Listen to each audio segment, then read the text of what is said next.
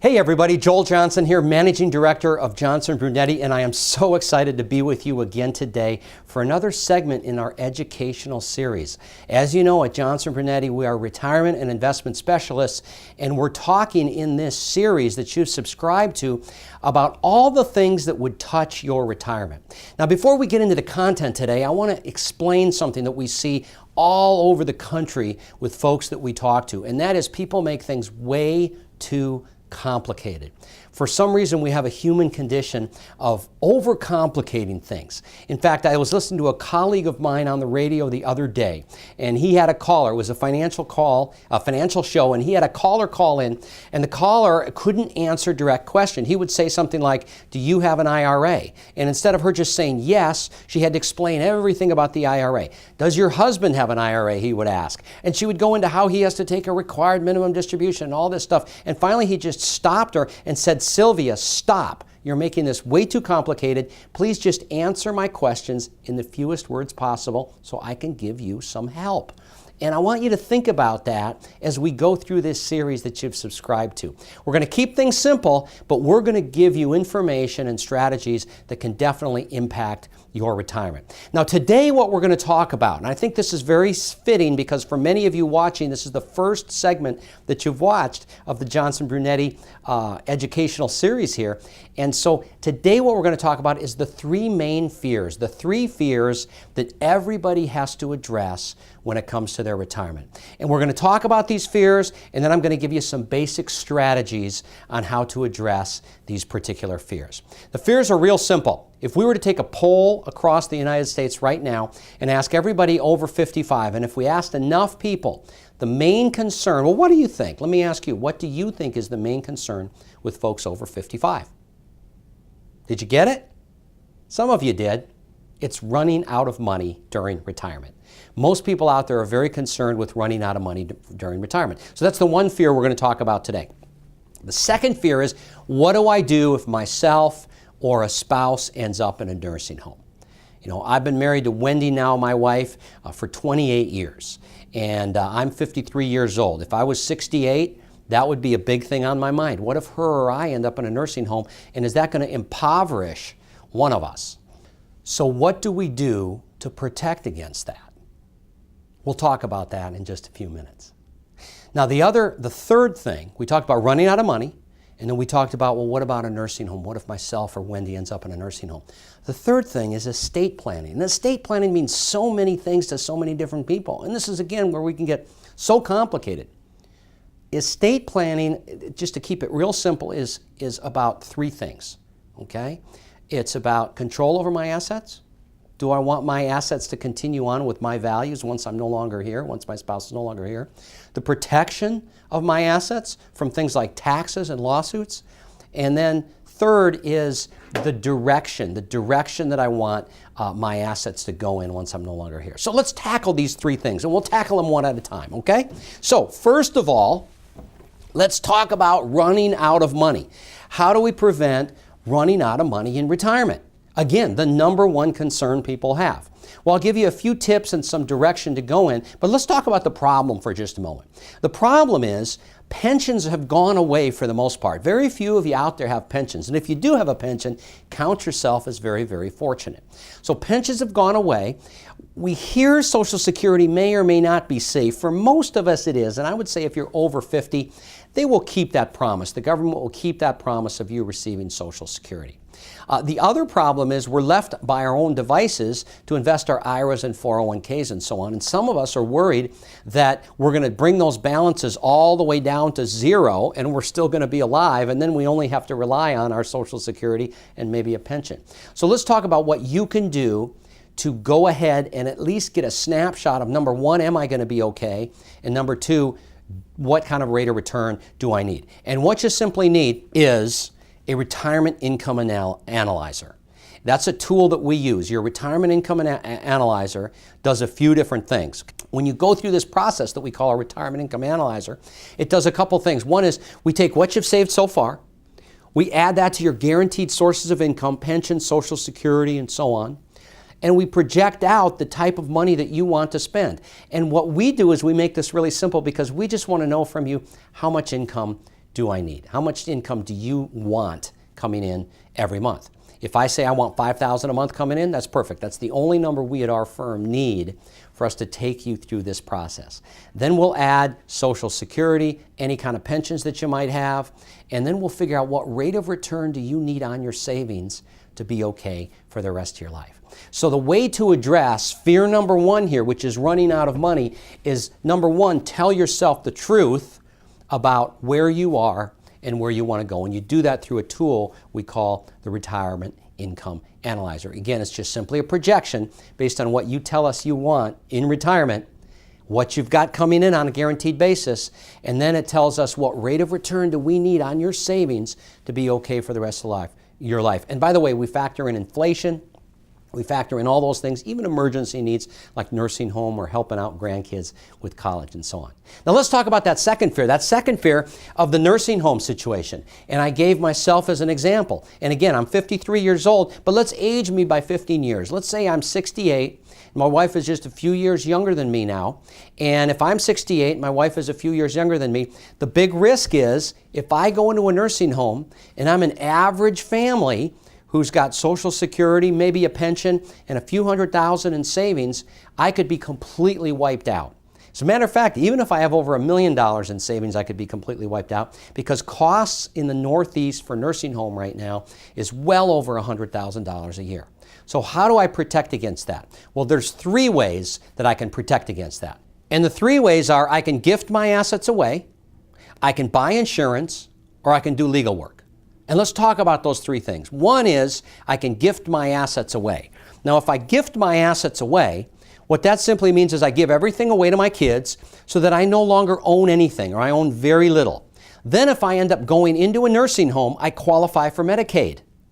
Now, that is a strategy that could work, and there's some rules. There's something called a look-back period. We have to wait a certain amount of time after the gift. It has to be done properly. Usually I recommend doing it with an attorney. But the problem with direct gifts is this. Do you really want to call your kids and ask for permission anytime you want to buy a car or take a vacation or do something to the house?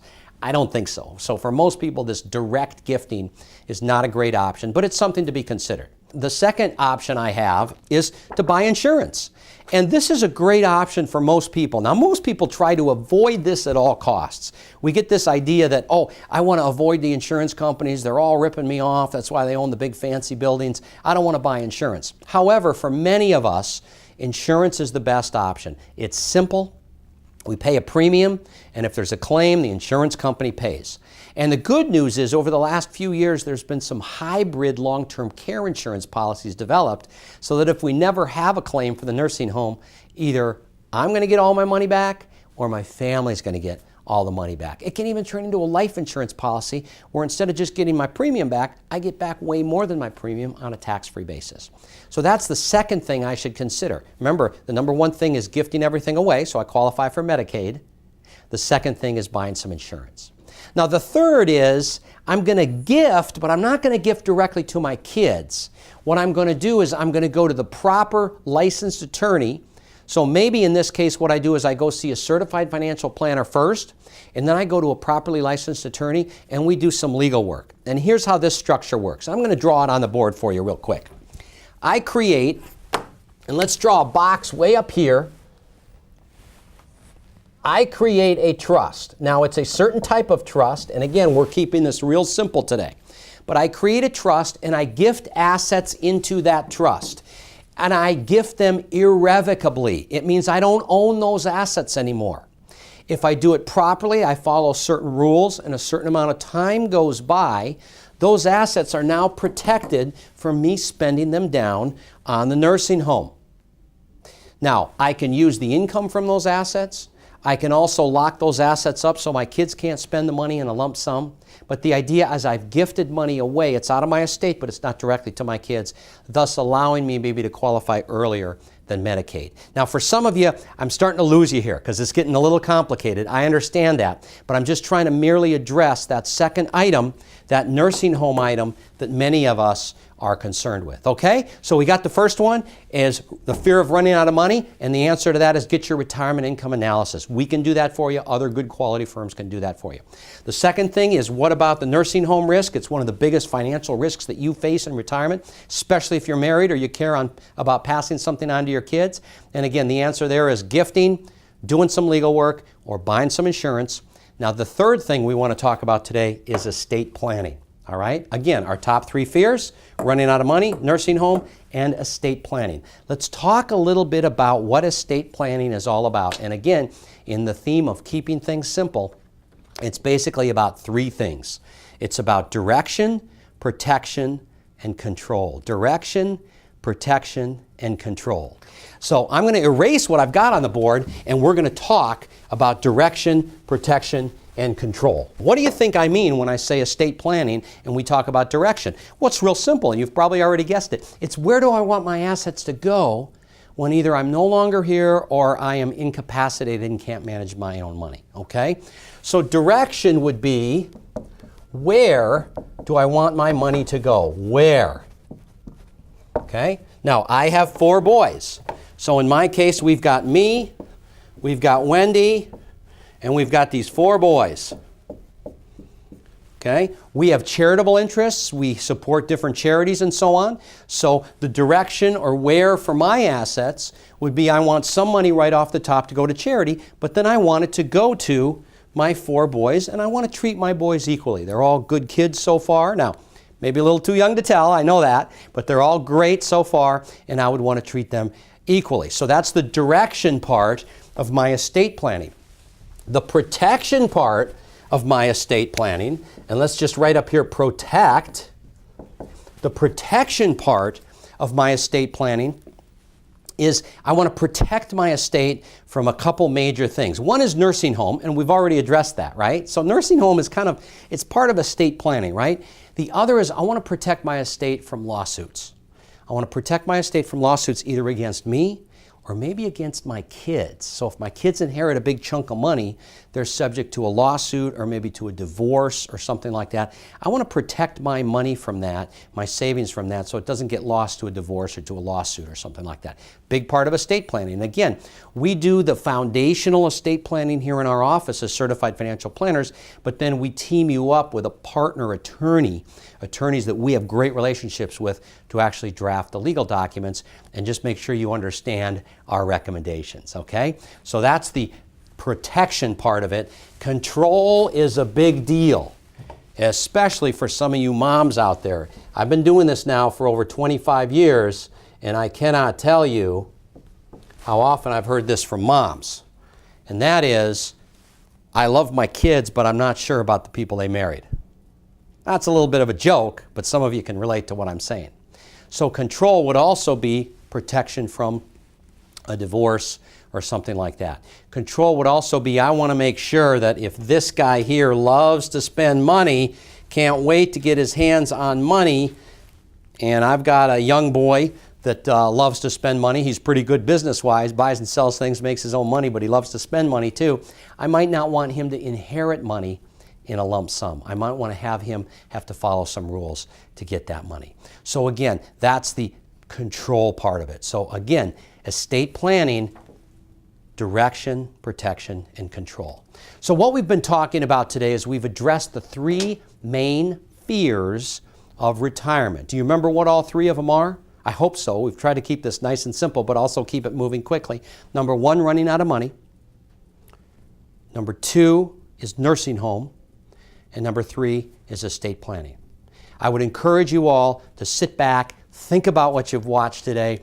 Maybe, hopefully, you've taken some notes. If you haven't, just jot down some thoughts. Don't lose this moment that we're in right now. Take the next 60 seconds, maybe 2 minutes, jot down some thoughts, start on your journey to financial security, and please let us know if there's any way we can help you. Again, it's Joel Johnson with Johnson Brunetti. Thanks so much for watching today.